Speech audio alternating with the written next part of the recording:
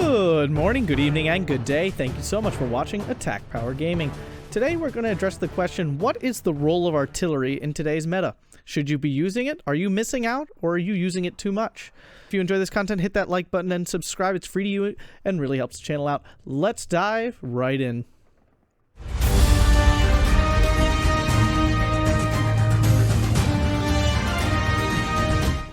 Big question I've seen a lot lately is how much artillery should you be using? I'm actually going to address in each type of game. So not just 1v1, but, you know, multiplayer 2v2s to 4v4s and 10v10s, and also even in single player.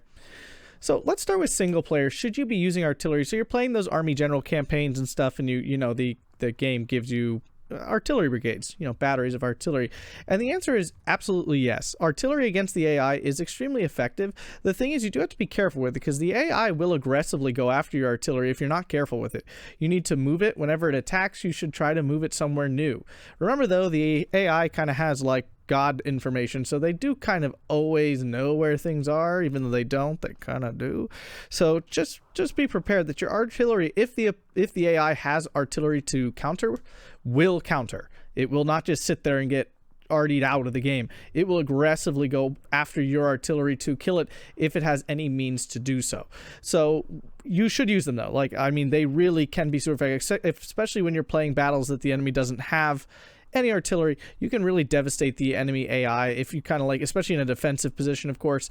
It can really help because a lot of times the AI kind of like has troops sitting around, or they're like walking infantry and stuff in stupid ways that you would, a normal person never would, but the AI is doing. So you can really punish the AI with your artillery. So yeah, use it up in single player. It's really a powerful asset in your Army General campaigns. I think one reason a lot of people struggle with Army General is they don't use their artillery to its maximum effectiveness, and it can really, really help.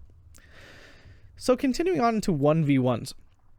You know, a few months ago, the meta was very anti-arty. There, you know, the most you'd ever call in was an 82mm mortar, and that was about it.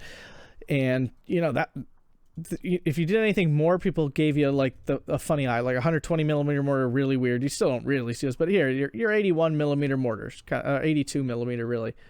I'm going to try to find one here while I talk. You know, that was standard. You would bring an 82mm mortar in, and there you go. This. And that's it, basically.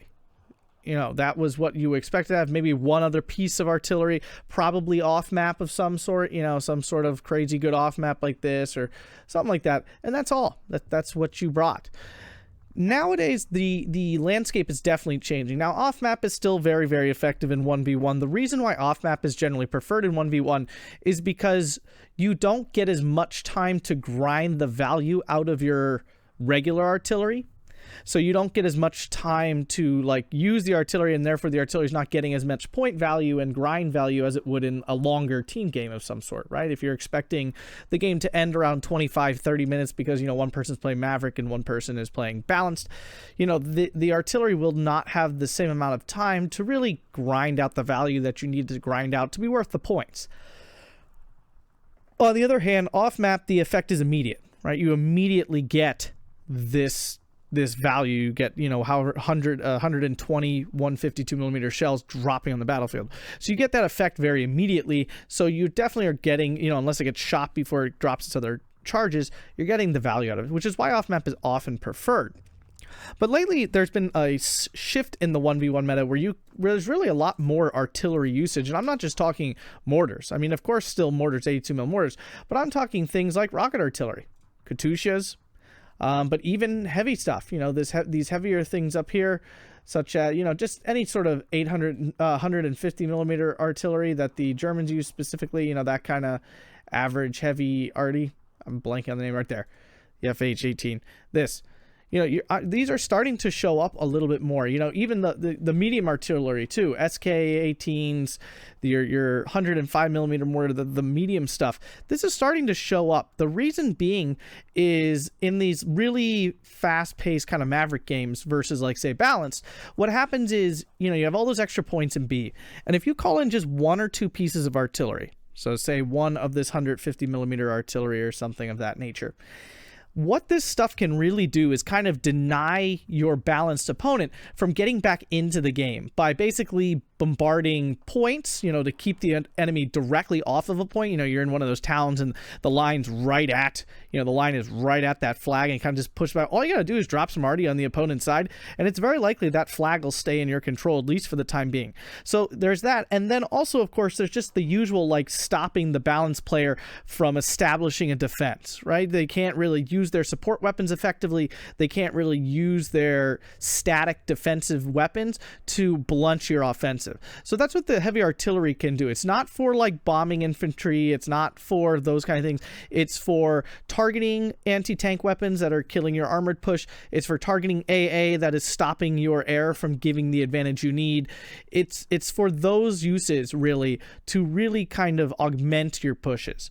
So yeah, in 1v1, this is starting to become a thing. Now, you should not be spamming tons of arty. It still absorbs a lot of points that you are no longer on the front lines with. So it needs to be used sparingly and wisely, and you have to use it. A lot of people call this in and then just let it sit in the back lines. If you're going to do that, then yeah, it's a complete waste. But if you are going to actively use it to basically harass the opponent's ability to establish defenses, it can be extremely useful and can give you the time, specifically as a Maverick player, the time to kind of, basically hold the line until you win the game, right? And if you're playing even like a Maverick Mirror, calling one or two of these in the B phase, then gives you the time to try to take advantage of it as the game goes along. If you're playing balance, you're probably still waiting for C to use it, and obviously you kind of need the artillery for a balanced on balanced mirror. So that's why the arty is starting to come back. And also rocket artillery too is really starting to make a comeback too, such as Nebelwerfers and your Katyushas and stuff. But although very specific use for these, you are using them to kill weapons, support weapons, and AA and stuff. You're really not using it for killing infantry or things like that. You can use the super heavy Nebelwerfers to kill tanks, like heavy tanks and stuff. The lighter one here for killing, again, AA. Two of these will really consistently kill an AT gun or an AA piece. So that's what you're using these for, and that's why they're starting to see a little bit more play in the 1v1 field. In both multiplayer, and when I say multiplayer, I mean 2v2 to 4v4s and 10v10s, artillery is pretty ever present. You're going to use it a lot. Why? The games go a lot longer. Like on a 10v10, the time limit's an hour, but you kind of expect it to go pretty close to an hour. So, if you call in an artillery piece in A, B, or even C, really, at that 20-minute mark, you are going to get use out of it. You're going to get a lot of value out of it. And if anything, you kind of need it to counter the opponent's artillery these days, just so you can keep yourself from being overwhelmed. So, the artillery definitely have to, and especially in a 2v2 to 4v4 where, if you think the game is going to go the distance, hour, 20 hour, 30 minutes, where those games actually really can go that long. They have no limit and there's a lot of troops in the field. Artillery really can help break that stalemate. And I wouldn't be calling it in immediately, but just expect that there's going to be a little bit more arty play in those kind of things, because you're just going to need it, especially if it's a grind fest. If you and your partner are not coordinating, if you're not communicating to win the game quickly, that's the truth of the matter. So that is the role of artillery currently in the meta. It is absolutely usable. You don't want to go nuts with it. You got to be careful with it, because again, every time you buy one of these, you're spending 130 points plus munitions, not on the front line. So if you're already strained on the front lines, this is not going to solve your problems.